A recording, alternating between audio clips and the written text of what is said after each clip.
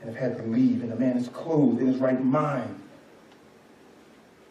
And here they are, it says in verse number 17, and they began to beg Jesus to depart from their region. As he was getting into the boat, the man who had been possessed with demons begged him. He started off begging, keep the unclean, keep the crutch, keep that tongue, keep that spirit, keep it close. But now he is begging, Christ, I just want to be with you.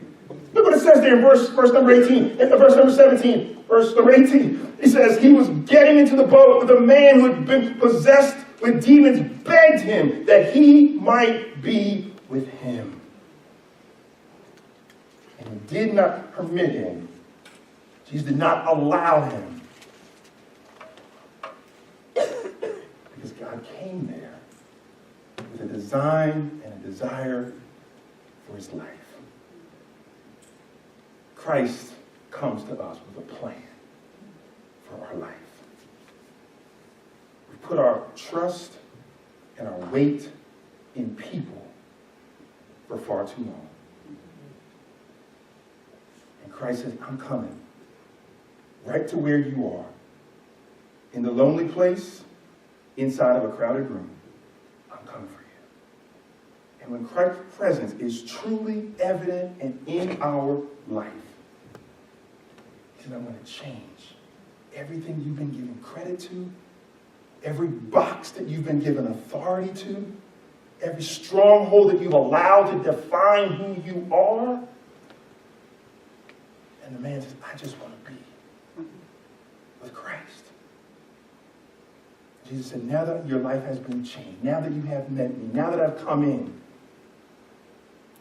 there's three things I need you to do.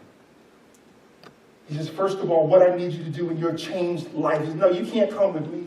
I've got work to do. You've got work to do here. You're in Decapolis. Decapolis meaning 10, like a decathlon. And Annapolis meaning city, like Annapolis. The word, when we drive down to the state capital, that is Annapolis. It means first city.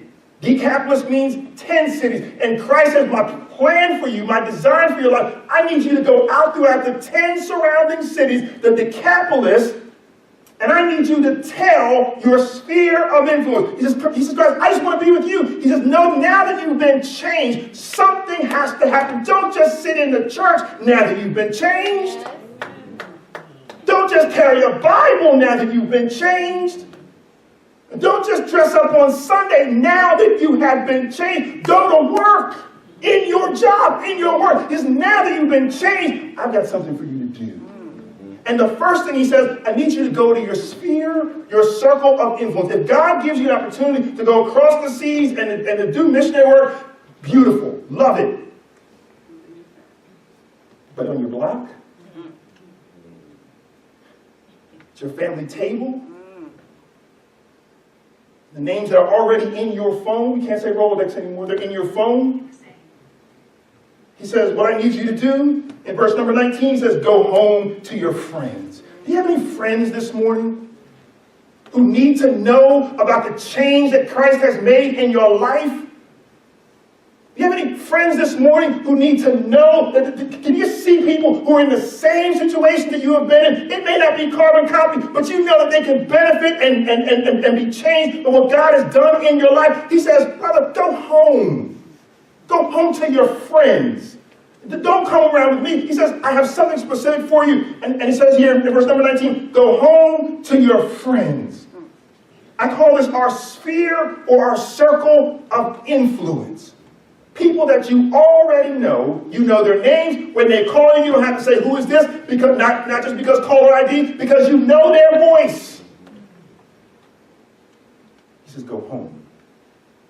Go to your friends. Go to those who are close to you and tell them about the changed life, the difference that Christ has made in your life. Go home to your friends. But secondly, this is what you have to tell them specifically. Tell them how much the Lord has done for you.